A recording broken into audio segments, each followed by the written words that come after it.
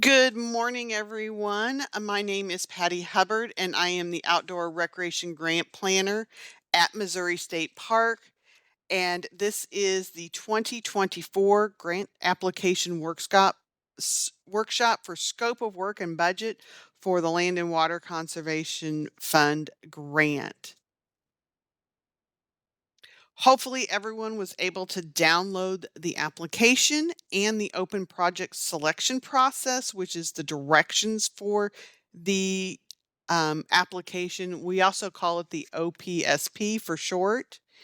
If not, you can download the forms at the Land and Water Conservation Fund website, and there is a link to that website down in the note pod. We do recommend that you use Adobe for downloading and completing the application. During this presentation, I will be referencing pages of the Open Project Selection Process, or OPSP for short. Especially, we're going to be concentrating in Appendix B in the Grant Application Guide. I will be giving you page numbers for it digitally and for the actual page numbers of the application guide. This presentation will cover the following sections of the application only. It'll be project development and scope of work, which are questions 54 through 59, product need, which is questions 60 through 61, partnerships, question 67, and then the project budget and the budget details, which is question 68 through 75. Please make sure that your questions focus on these sections only. If you have questions about other sections within the application, make sure to register for those workshops. Or if you're unable to attend those, feel free to either call or email me later with questions. So let's talk about the application itself. This application looks similar to last year's, but there have been a couple of changes to the application. Please make sure you are filling out the 2024 LWCF application. Make sure that you work on the environmental review process early because, some of these processes can take up to 30 days to get a reply back from the other agencies. A complete application packet will need to be mailed to us by November 15th, 2023. So it can either be postmarked or we have received it by November 15th. So let's take a look at the 2024 application. The first section of the form, question 1 through 8, asks you to provide general information about the parties included in the application process. The first two questions ask you to provide information about you as an organization. This should be filled out based on the entity that is applying for the funds. Remember to use a mailing address for the project sponsor and not your physical address. Note that we are no longer accepting a DUNS number. You will need to provide your 12-character alphanumeric ID from SAM.gov. If you do not have this ID number, you need to register with SAM.gov to receive one. This process can take about a month, so please register with SAM.gov early. Question 3 asks about the application preparer. This is the person who is preparing and writing the application. It does not have to be someone from within your agency. For example, it could be the Region Planning Commission that you are working with. If we have questions about the application packet or the application itself, we will contact this person, such as when we do a courtesy review. If we have questions about the project, we will contact the project contact person that you list in question 4. This is the person who will be overseeing the project and responsible for expenditure and reimbursements once you receive a grant award. This is also the person who will be asked to attend the mandatory grant administrative workshop. Then, as you note, question 5 through 8 asks you about your representative and your regional planning commission. These are the people who will be notified if a grant application is awarded. Question 9 through 11 asks you to provide information about the organization's background and prior performance with the Department of Natural Resource. This section is worth 10 points. Pursuant to 2 CFR 200, we are required to conduct a risk assessment of all applicants to ensure that we are being good stewards of taxpayer dollars and that we are only awarding to entities that have the capacity to manage the project. The answers given in this section provide some information about your organization. If you are selected to move into the second round of the grant cycle, you will be asked to provide additional information, which would include your most recent audit, your accounting policies, and procedures. Make sure to answer these questions based on the organization that is listed in question 1. So, for example, if you're the City of Missouriville Park and Recreation Department, is the applicant, this information in this section should reflect the department and not the city as a whole or vice versa. In question 11, please notice that we are asking you to provide performance history information for grants received by Department of Natural Resource as a whole and not just the Land and Water Conservation Program. Only talk about grants from the past 10 years. Please be sure to provide adequate information so that we can verify it with the other project managers. And this is all pursuant to 2 CFR 200. So the first section that we're going to cover today is project development and scope of work, which is questions 54 through 59. In the application guide, we are starting on page 27, or it's Adobe page 50. In this section is where you describe what will be constructed or developed as part of the project and detail your scope of work. So question 54 asks you to assign your project a name. Provide a short name and include the current phase if the project is being completed in phases. So for example, Memorial Park Aquatic Development Phase 1. The project name will be how the project is referred to on the project agreement, the project budget, reimbursement requests, quarterly reports, and inspection reports. So please remember to keep it short. Question 55 asks what new facilities will be constructed as part of the project. Just give a brief description because the details of the project will be given in question 9. Only discuss new facilities that are being added into the project area. So if you notice, I have some examples down here to help you guys determine what's a new facility. So if you currently have no restrooms in your park and you're adding a restroom, then this is a new facility. If you have an old playground that is being removed and a new playground is being constructed, this is not considered a new facility. This is considered a renovation. So you would not include that in this question. It would go into the next question.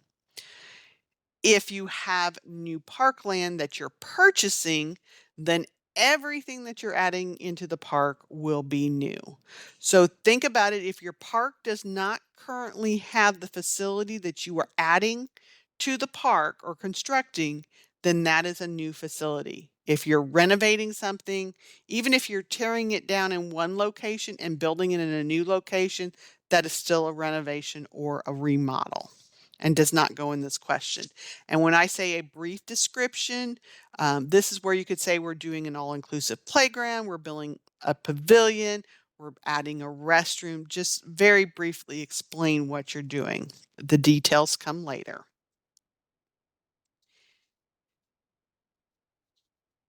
So question 56 asks what existing facilities will you be renovating or replacing as part of your project, and you want to be very specific. Indicate when the facility was initially constructed and when it was last renovated. If the project was constructed or renovated using LWCF funds originally or in the past sometime, please indicate the years and the project numbers. The project number will be a 7-digit number beginning with the number 29. It'll be dash 0 and then 4 digits. And those can be located on the project agreement. Feel free to contact us if you have difficulty determining the project number or if you need to know if your park has received grant funding in the past. You can send me an email and I will happily send you the project agreements and the parks that have received funding within your town. Question 57 asks you to describe what general site improvements will take place as part of your project. This will include any demolition you are doing, site preparation such as grading, landscaping, if you're doing habitat improvement, if you are doing utilities such as burying utilities or setting water lines, or any other site improvement activities. Include the depth that the utilities will be buried and how deep you are going to be removing the soil if you're doing grading. If soil is being added to the site, we need to know where that soil will be coming from, or if you're removing soil, where do you plan to dispose of it? Question 58 asks you to tell us what the anticipated lifespan of the facility that will be funded as part of this project. We know that facilities will not last forever. Give an estimate on how long the facilities will last with regular maintenance. Project sponsors are required to maintain the facility only for their useful life, but you are expected to maintain the park as a whole in perpetuity. So, for example, playgrounds might last anywhere from 20 to 25 years. Restroom pavilions could last anywhere from 30 to 50 years. Parking lots might last between 10 and 15 years. The scoring committee has mentioned that they don't like to see when you guys list facilities that say that they will last forever. They want to see that you understand that these facilities, even well maintained, will not last forever. And the National Park Service realizes this too. You are only required to maintain the facility for its useful life. And that's what this question is asking. How long is its useful life? Once that useful life has come to an end, you can actually apply for additional grant funding to replace that. Or if you need to remove it and add another facility in its place, that can be done as well. So um, be mindful of that about what you're constructing and how long it's going to last. Question 59 is where you will provide the detailed project narrative or your scope of work. In this section of the application, you should provide a clear and concise description of your project. Tell about what will be constructed. The why you are constructing should be in question 60. This means that I should be able to read this question and know exactly what will be constructed under your scope of the project. You should expand on the answers that you gave in 56 through 58. And then remember, if you have something listed in the budget, it should be explained here in the scope of work or vice versa. Everything that you detail out in the scope of work will need to be completed as part of your project. We can't go back and reduce the scope of work. So if you are uncertain, if you have the funds for something, don't include it in the scope of work or budget. So what we don't want to see is saying, if funding is available, we will do this. Okay? If that's your phrasing, that should be left out of the scope of work and out of the budget. Also, if you don't know the size of the facility you want to construct, then do not add a size, just give the information of what you have now. Remember to include accessible routes and ADA parking spaces if they are not already within the park. If this is a multiple phase project, only talk about what is being constructed in this phase that you are applying for. The information about later phases can be listed in question 63B. Also include who will be performing the work. Is it a contractor or will it be in-house labor? You also want to know we also want to know, is the project shovel ready? In other words, if your project were funded today, would you be able to proceed as soon as you receive your notice to proceed? When I look at this question, I should be able to see that the project is eligible for funding and understand exactly what the scope of work will entail and know that it can reasonably be completed within the 2-year time period. So what we're going to do now is we're going to look at two examples of a scope of work, okay? So here's the first one. It says the city of Missouriville completed a master plan in January 2023. The master plan was a year-long public process. It included 10 public meetings, direct mailing, and Facebook surveys, discussion boards, and 6 open houses. We received feedback from 4,000 people during this process. The top resource opportunity that the community wanted to see was an inclusive playground. Based off of our 2020 census, Missouriville has a higher than average number of disabled children within the city limit and surrounding area.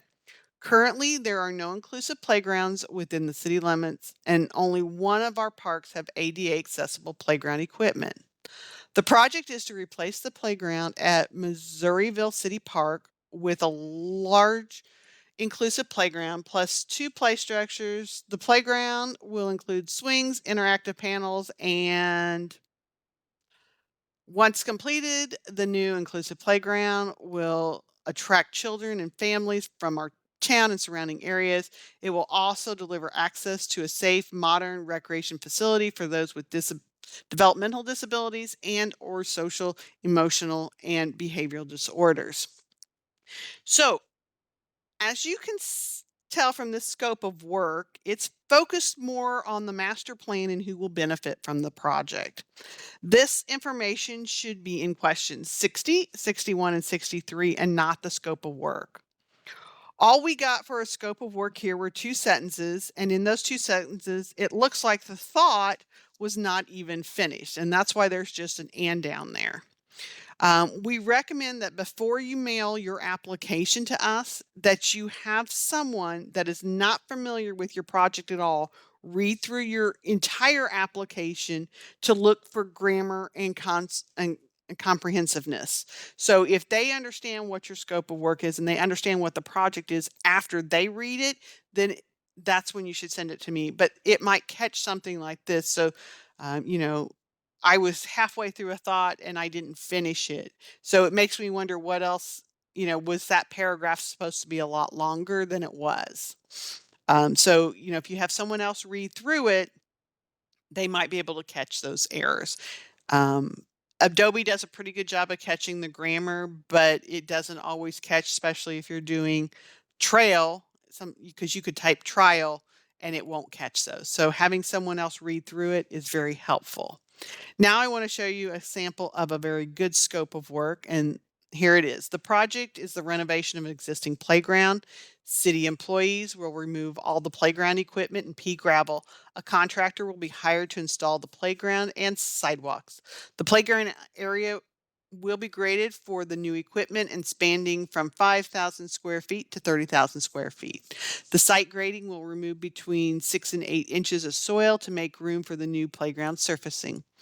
The excess soil will be placed in low areas throughout the park. No trees will be removed as part of this project. The new playground will include universal play structures for ages 2 through 5 and 5 through 12 with ramp entrances, interactive panels, slides, and shade coverings. The 10-person swing set will include ADA swings and a multi-generational swing. Standalone structures to include an in-ground merry-go-round, musical equipment, net, climber, tunnels, ADA double zip line, and interactive panels. The surfacing will consist of 20,000 square feet of bonded rubber surfacing and 10,000 square feet of engineered wood fiber. 6 ADA benches will be installed within the playground with shade coverings. The entire playground will be enclosed with a 5-foot high fencing with 2 ADA gates for entrance and exit. The footings for the playground structures will extend between 36 and 48 inches into the ground. An 8-foot wide sidewalk will be poured around the playground and will extend to connect the restroom and parking lot near the playground. The sidewalk will be dug into the ground 6 inches to allow for 2 inches of aggregate and 4 inches of concrete. This project is shovel ready and will begin shortly after receiving the award and will be completed within 2 years. So, as you can see, I took the project from start to finish. I first talked about the demo and the site prep, then I moved on to the construction. If you're going to be hiring an engineering firm to design the project, then that would need to go in first. Explain how long the design will take and then move to the project. Generic terms should always be used to describe the equipment, no brand names, and no vendors should be listed in the scope of work. So my one example is a multi-generational swing. That's the generic term for it. People, you might have heard it called a mommy and me swing. Well, that's the brand name. That's a patented name for that type of piece of equipment. So keep everything very generic. You will also see that this scope of work is very easy to understand and you know exactly what is being constructed. And when I go out to the final inspection, I will be able to see all this equipment and I can check it off saying, yep, it was in. Plus, it makes it very easy to do a bid packet for this because I put in exactly what I want to have in my bid. So the more details you can give, the better. But if you don't have those details, don't give them because what you put in the scope of work will need to be constructed. So I'm going to have to put in the in-ground merry-go-round music equipment, the net climbers, the tunnels. Okay, that will all be in my scope of work. I can't come back later and say, well, I don't have the budget for it. So we've got to take out equipment. You cannot do that. So there's your really nice scope of work. The next section, which is questions 60 and 61, as you are going to note, it's worth 5 points and ask you to describe the need for this project. This section is the project sponsor's opportunity to demonstrate to the scoring committee the project's merits. Question 60 asks you to describe both the short and the long-term outdoor recreation benefits of this project. So include how the project is beneficial and who benefits from it. Make it very clear which benefits are short-term and which are long-term benefits. There are 2 big questions that need to be addressed here. One is, how is this project beneficial in the short and long term? And what will it provide for the users? So you can ask yourself some of these following questions. Is there a target group that will most benefit from this project? Does it fill a need for an underserved segment of the population? So in my first example, I talked about how the community had a higher than average disability of children. So that is why you need this. You need this playground for them. So that's your underserved population. You can get that information using the US Census. And so you can pull that and have that information. Priority will be given to projects located where they will serve neighborhoods with significant population of underserved groups that are lacking in recreational opportunities. These underserved groups could include elderly, minority pop population, low income households, or those with physical or mental challenges. To determine if the project contains higher than average concentration of these populations when compared to the rest of the community, county, or state, we recommend that you use the links in the grant administrative guide, such as the US Census. Give us the number of people that you estimate will benefit from this project. The second question you should answer is, will this project meet a need that is currently unmet in the community, or will it be addressing a recreation deficiency? Indicate how and describe whether the project will be improving the quality of outdoor recreation experiences within the community or region by creating a new park, outdoor recreation area, or by significantly enhancing the quality of an existing park or outdoor recreation area by upgrading the infrastructure. Priority will be given to projects located in areas where existing parks slash outdoor recreations are not of comparable caliber to parks in other communities or regions, or whose park are otherwise inadequate to serve the needs of the community. Also indicate if no other like recreational facilities or activities exist within the community or within your jurisdiction, and describe how this project will introduce a new facility or recreational activity. An example would be as if you're creating a universal playground, and maybe there's not another universal playground within 30 to 60 miles of your town, or maybe you're going to rehab your closed down swimming pool and it's the only swimming pool within an hour of your community. So everyone's going to be using it. Those are the benefits of the project. Question 61 asks you to choose the category that best describes the service area for this project, whether it will be serving a single community, a neighborhood, or multiple neighborhoods, such as like a pocket park or a neighborhood park, or will it serve an entire community or multiple communities, such as the city or county park in the region? If the project will serve multiple neighborhoods or communities, indicate how. Is this project within walking distance of expected users, or will it provide connectivity to other recreational areas or residential or business areas? Indicate if this project is within a half mile or a 10-mile walking from a nearby neighborhood, or within a mile if it's serving multiple neighborhoods. Indicate if the project will connect or provide connectivity to other parks or recreation areas, such as schools, businesses, the business district, your downtown. Priority will be given to projects that are easily accessible by their intended users.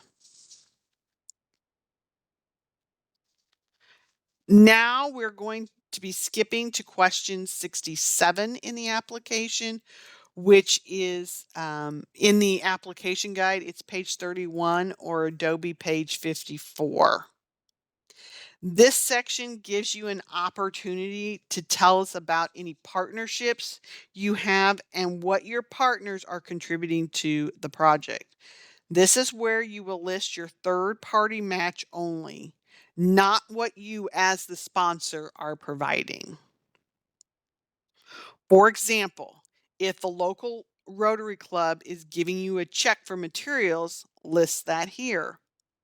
Or maybe the Boy Scouts are volunteering some labor that gets listed here as well. Perhaps someone is allowing you to use their equipment to complete part of your project. That's also considered a donation. Only list partner or donors who are truly contributing in a tangible way. Don't list vendors who are promising to give you discounts on materials. All LWCF projects have to follow state and federal procurement laws.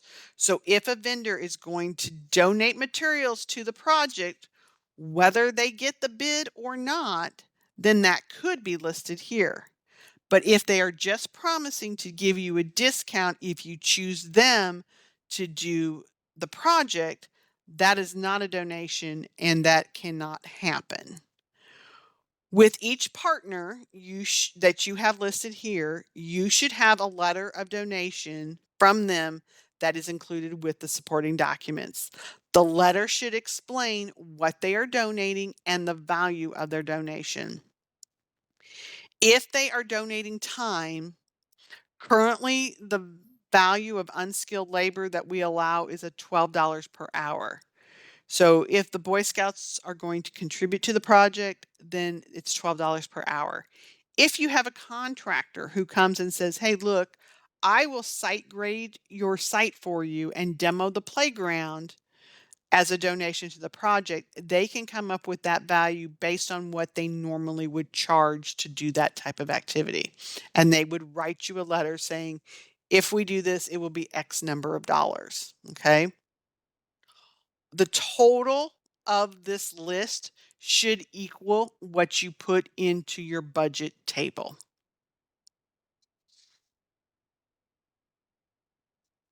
The next section of the application is questions 68 through 75. And it asks the project sponsor to provide information about the project budget, available funding, funding yet to be secured, and to include an itemized description of budget cost categories. Please note, this section is worth 23 points, so it is worth your effort to ensure you answer these questions in detail.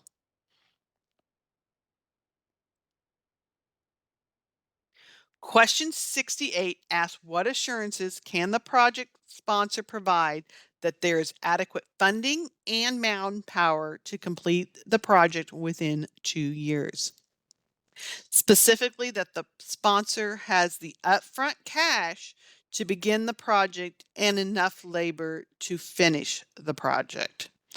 LWCF grant is a reimbursable grant, so the project sponsor will have to spend cash first before they will receive any funds from the grant.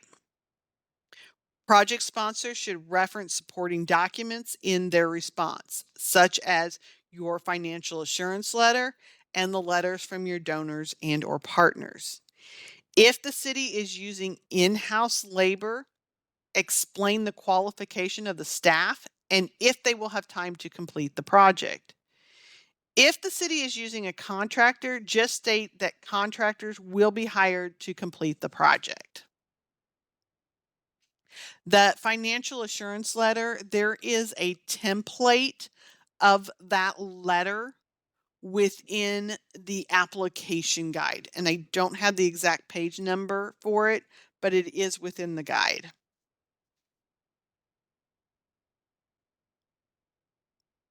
Sorry.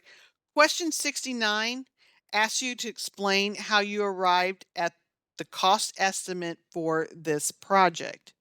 We recommend that you contact 3 or more vendors to get prices and then take the average for that cost estimate. Also remember to think about inflation. Most likely, the 2024 grant round will not receive their award until January to September of 2025. Add the cost for inflation into each line item. You cannot include a line in the budget for contingency, but you can add the additional cost to each of the items for the contingency. We do not want to see a quote from just one vendor submitted with this application, because when you do that, it makes it look like you have already chosen a contractor or a vendor to complete the project. That is the same with samples of what you're going to be building. If it comes from a certain playground company, it looks like you've already hired them to do the project. And we do not want to see that, because you will have to follow the federal procurement rules. Okay, so you cannot have a vendor or a contractor pre-chosen to do the work. If an engineering firm has already designed your project, you can include their cost estimate with the application. If the engineering firm was hired within the last 6 months to do the design for this project, those costs can be listed in the budget as pre-award cost. And we're going to talk about that more later. Also, when you are working on the cost for your budget, you need to think about Public Law 11758, which is the Build America, Buy America provision, which is also called BABA, and then the Executive Order 14005, which is ensuring the future is made in all of America. So the one I really want to focus on here is the BABA, and this is section 7914 of the Bipartisan Infrastructure Law, which is Build America, Buy America provision. To summarize the law, it states none of the funds under a federal award that are part of a federal financial assistance program for infrastructure may be obligated for projects unless all the iron and steel, manufactured product, and construction materials used in the project are produced in the United States.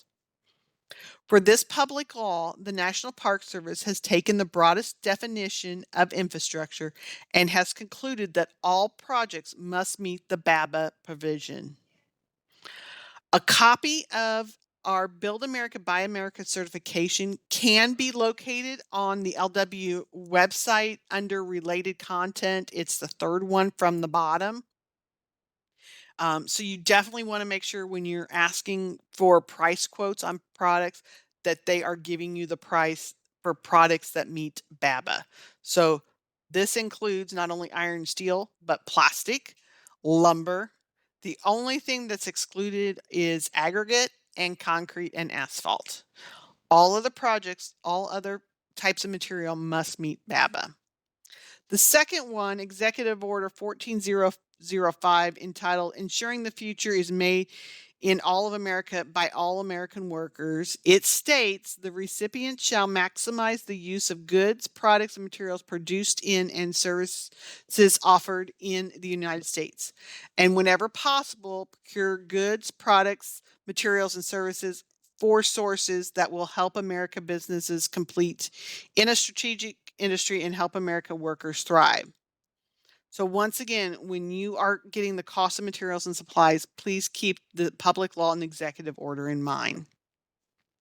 Number 70, ask you to provide assurances that the costs listed are reasonable. According to 2 CFR 200.404, all costs must be reasonable, which means it does not exceed that which might be incurred by a prudent person under the circumstances prevailing at the time the decision was made to incur the cost. If you look at the average from multiple companies, you can state that the cost is an average of what you received and that all costs reflect the BABA provision. If you use an engineering estimate, you can state that an engineering estimate was used to reflect the costs within your areas. And what they're trying to look at, so a cultural resource survey typically here in Missouri runs anywhere for a typical normal size park, anywhere from $3,000 to about $5,000. If you put in your budget that a cultural resource survey is going to cost $100,000, we're going to look at it and go, why? Is that a reasonable cost? Okay. Reasonable costs for playgrounds nowadays can be anywhere from $25,000 if you're buying just a single piece of equipment up to over $1 million if you're building an entire playground and a very large playground. So costs can be a wide range, but just think about, is it really reasonable what you gave? And by getting estimates from 3, 4, 5, 6 vendors, taking an average, that is a very reasonable explanation. Question 70 asks, oh, we just did 70, so we'll go to 71. Ask you to describe any project elements or costs that will improve site resiliency and facility longevities, if there are any. For example, you could choose to install concrete sidewalks over compacted gravel because it will help reduce the cost of maintenance by so much per year and the lifespan is so much greater. Other examples could be that you are using pour and plate bonded instead of engineered wood fiber because it's easier to maintain, it lasts longer, there's less maintenance costs. If you have nothing for this question, please just write NA in the box. Leaving questions blank makes it look like you just skipped the question to the scoring committee. So if you don't have a response to it, just write NA or something very simple in there so the scoring committee knows that you just didn't skip the question. The only questions that should be skipped are in the real estate questions, because once you click no to the first question, you get to skip down to another question because it tells you that. So you don't have to write NA in all those, but if it's anywhere else in the application, you should just write NA if you don't have an answer for it. Question 72 is the project budget table. Note that there are 7 cost categories, and all budget items should be in one of these categories. So your first one is planning, engineering, and environment review, which would include costs for hiring an engineering firm to design the project, hiring a firm to do the environmental review section of the application, or doing a cultural resource surveys.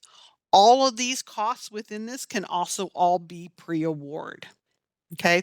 The environmental review must be a pre-award, and the cultural resource survey would also be a pre-award. But your design and engineering can also be pre-award. I do recommend that you add a cost for a cultural resource survey into your application, because within the last several years, a majority of our projects have received requests to have cultural resource surveys done. This cost, like I said, can be anywhere from $3,000 to $5,000. If this cost is not used during the pre-award, it will be rolled down into construction. The next one is land acquisition. This total should match what is on your appraisal. Number 3 is site work, which would include the cost for grading, excavation, burying overhead power lines and utilities, and your landscaping. Demolition removal, which includes the cost of demoing your old facilities, which also includes the labor. Construction is all the materials, supplies, and labor costs for what you are constructing with your project. Most items will fall under construction. Equipment use, which is number 6, includes the cost of in-house equipment or rental equipment that will be used for the project. If you are hiring a contractor, the equipment use actually goes under construction. So really, equipment use is usually for in-house or rental equipment that your in-house staff has to rent. And then signage includes all signs that will be used in your project. So when you are filling out this table, you do not include commas or any type of punctuation in because the table will automatically sum itself.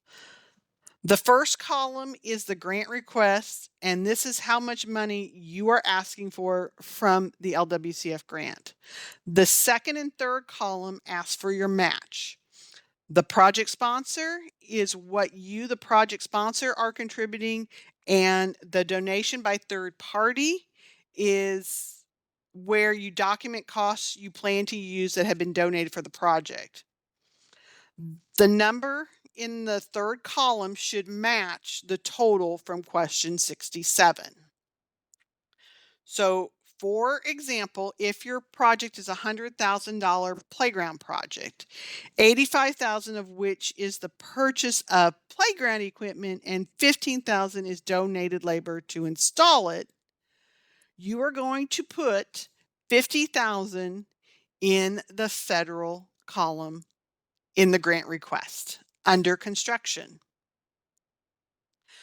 35,000 is in the project sponsor column for construction, and 15 is in the donation column for construction.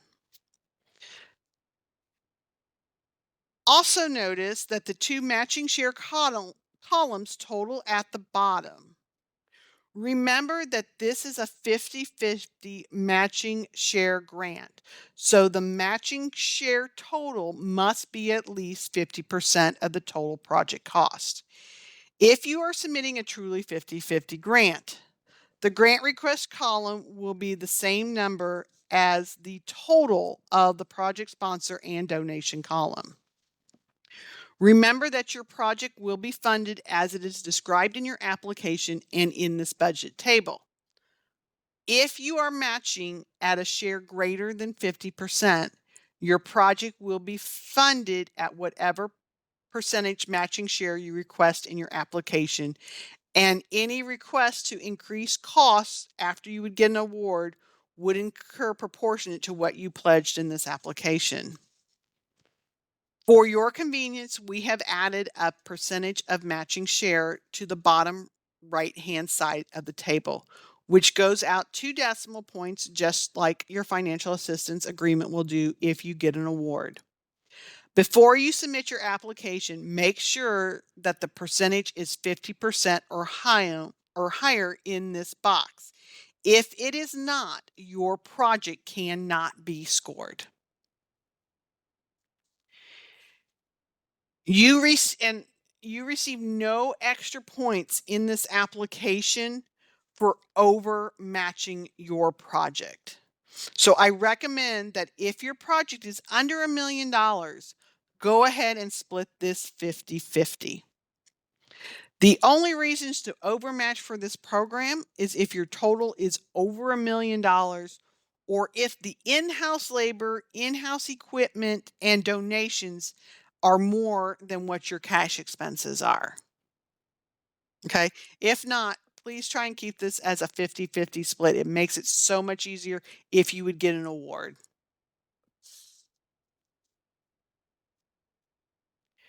Question 73 asks you to tell us more about how you are supporting the project. What percentage of the project match is immediately available to start the project? Will you be using in-house labor and in-house equipment use? Are you simply using general revenue for this project?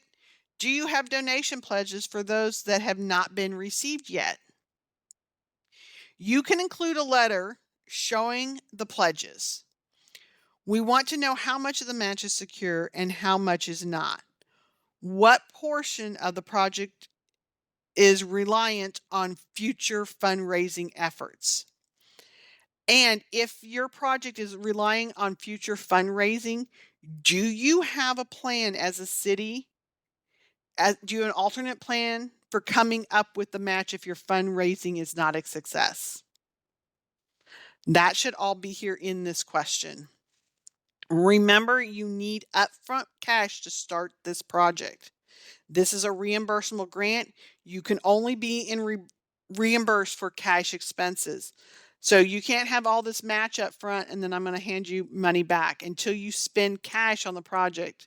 That match is held until there's cash expense and then I can give you the cash in it. So think about, do you have upfront cash to start this project?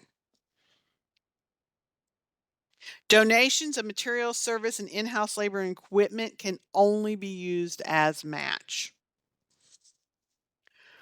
Question 74 asks if you have any pre-award costs are included as part of this project. Only costs associated, like I said, with the planning, engineering, environmental review can be pre-award. So if you've already hired a firm to design the project and do a cost estimate for you, those costs can be pre-award. So if you have pre-award costs, check yes. Indicate the date when the cost started to be incurred, what the cost was for, and the amount of the pre-award anticipated to be incurred before the grant start date, which is probably going to be January 25. Please remember that these costs can only be incurred up to 18 months prior to the date of the project approval, which I would use, like I said, January of 2025 as an estimate. So think about if you had hired an engineer to do design work, or they might actually still be doing some of the design work, but they already got you a cost estimate, then what are those expenses going to be through January 25? Include all those costs as pre-award. Additionally, please make sure that these costs are included in the budget table and in the narrative in questions 72 and 75. All costs associated with hiring someone to do the environmental review section of this application and the cultural resource surveys can also be included as pre-award costs. But the cost for hiring a person to write the application is not eligible. Only this environmental review section. And remember, when you're looking at that planning, engineering, um, environmental review section, it can only be 10% of the total project cost, and that has to be split between your cultural resource survey, your environmental review, and hiring an engineering firm to do the design. Okay, only 10%. So that line should never go over 10%. And all that can actually all be pre-award. It just has to be very specifically laid out as pre-award. If you do not label it as pre-award and it was a pre-award cost, it will not be allowed to be used as pre-award cost.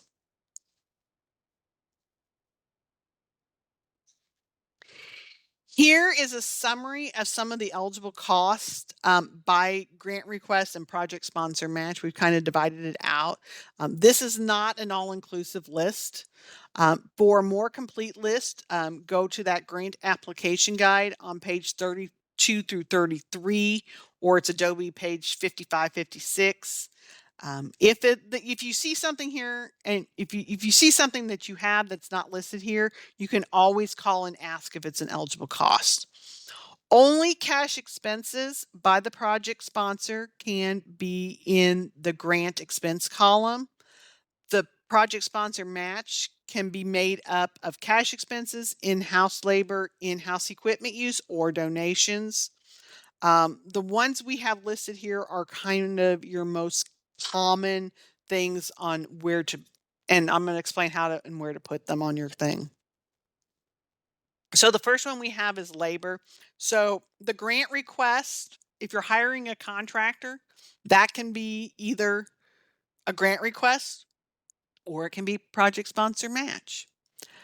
But remember that contractor is going to go through a competitive bid and it's going to probably be paying prevailing wage. So that's all on the grant request. Now, if you're using your in-house laborers, you can use their current hourly wage as the labor cost. And the volunteers is $12 per hour. And if a local contractor is donating times, it's their expense, but that can only be on the project sponsor match. Okay. Materials for and supplies for developing your recreation, that can be either on the grant request or it can also be on the sponsors match side.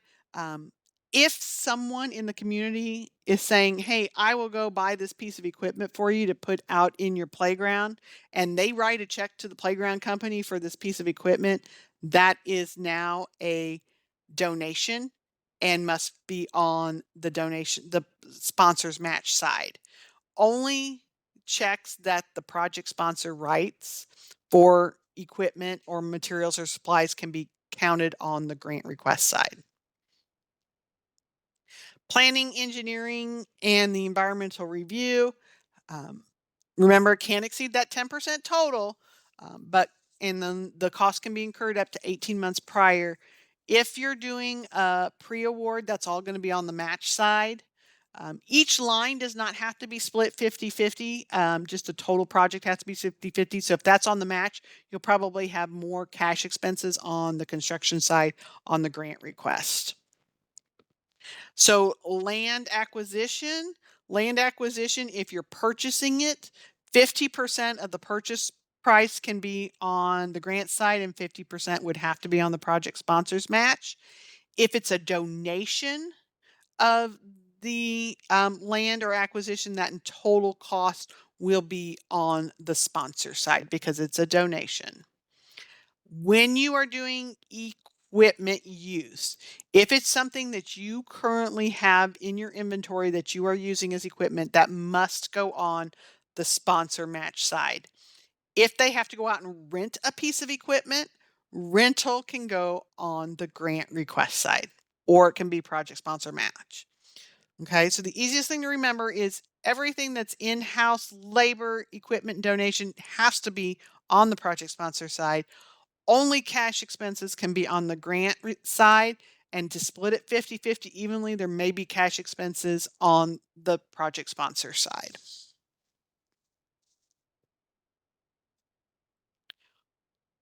In the space provided in question 7, project sponsors should list detailed cost estimate for each of the cost categories included in the budget table. If you look at this example, this is ideally how we would like to see this question completed. It's a list, it's not a paragraph. And it lists specifically. I've also in the application guide on page 35 or Adobe page 58, there's also a example of a budget in there for you to look at. And it's, as you can see, very much a list and not in paragraph form. Each cost category from question 72 is represented separately and totaled on the first line. And then under that total, there is a separate itemized list of costs broken down accordingly.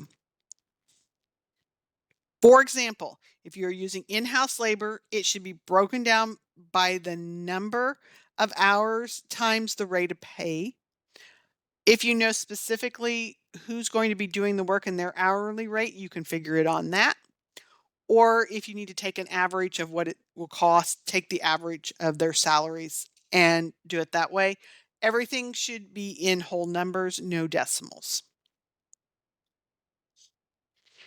If you're using a contractor, then the labor and equipment is usually added into the cost of the supplies. So we won't necessarily see labor broken out in the narrative. This narrative is really more written for if you're using in-house equipment and in-house equipment. If it's purely a contract, then you would just put in playground equipment a dollar amount, swings a dollar amount, surfacing a dollar amount, um, and stuff like that, because that's how they break theirs down. Take the time to double check your math and your estimates in this table to make sure that they match what you provided in 72. Do not specify any vendors or brand names in your estimates. If awarded, you will be required to follow a competitive bidding process. So make sure that you haven't already pre-selected that vendor. Also, remember that in our previous grant rounds, about 50% of our recipients have had to do a cultural resource survey. You might consider adding this into your cost for planning and engineering so that you are prepared for it just in case you make it to the next round and you need those funds. And make sure that you're labeling it as pre-award. Grant funds and matching share should both be included on this budget narrative. The narrative um, might be easier to fill out first and then transfer the totals to the table so that you make sure that they match each other and that you have everything that you want to have in there. Remember that if you listed it in your scope of work, we should see it here in the budget. If there's something in the budget, we should also see it in the scope of work and vice versa.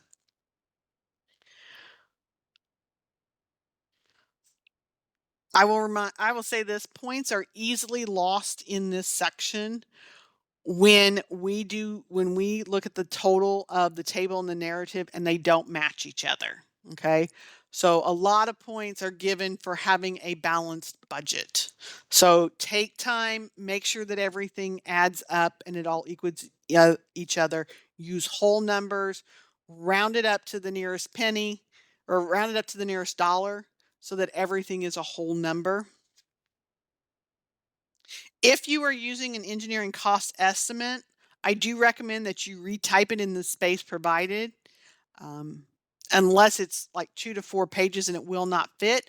But a lot of times you can take those 2 to 4 page cost estimates and condense them down into still a detailed budget. Um, but it doesn't have to be down to the nuts and bolts. Okay. You can combine some stuff together.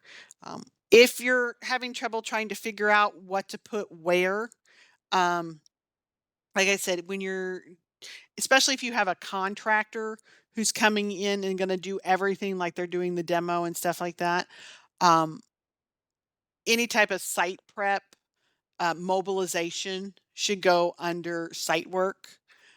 If they put a line in there for demoing, that goes under that demo cost. And it might not be labor specifically broken out if it's a contractor.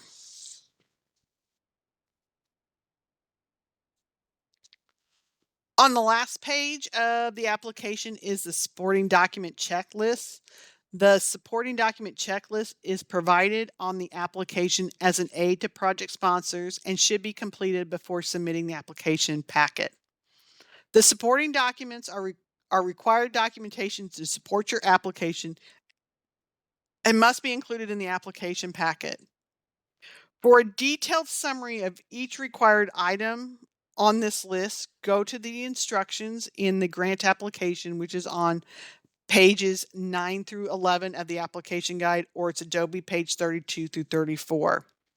During this presentation today, the supporting documents needed for these sections include the financial assurance letter, letters of commitment or intent to donate, documentation of underserved populations.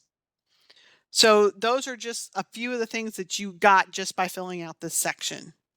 In order for your application to be considered complete, you need to provide all the information listed in the checklist unless it says if applicable, and in which case it is up to you to determine if it applies. So for example, the school community agreement is required by schools that are applying, but not necessarily for cities and counties. The instructions are also include the template language for many of the items on this checklist. The Missouri State E-Verify is included on page 13 and 16 of the guide, or Adobe page 36 through 39. You will need to fill this out and return it with your application. Remember that incomplete or handwritten applications will not be scored, as long as if your matching share percentage on your budget table, which is item number 72, is not 50% or higher, your application will also not be scored. The certification of responsible person is the signature section. A responsible official of the sponsor's agency, this is the person that is identified in the resolution, must sign and date this section to complete the application, or the application will not be scored. Examples of responsible officials include mayors, city managers or administrator, park and recreation department directors, and the chief financial officer. The responsible officer does not need to be the contact person listed on the application, but needs to read the application and have an understanding of the requirements of administrating the grant should one be awarded. The responsible person cannot be an independent grant writer who is not affiliated with the agency. An incomplete or inaccurate application packet will not be eligible for scoring. So this is a reminder that applications are due on November 15th, 2023. This is on the end of our presentation today, but this is the contact information for myself, Patty Hubbard. It's my phone number. And then Lindsay Latham is our new section chief of our section, and he is here to help you too if you have questions and can't get a hold of me. You can direct your questions to the MSP grants at dnr.mo.gov, and I will be happy to answer those all for you. So thank you all for attending today.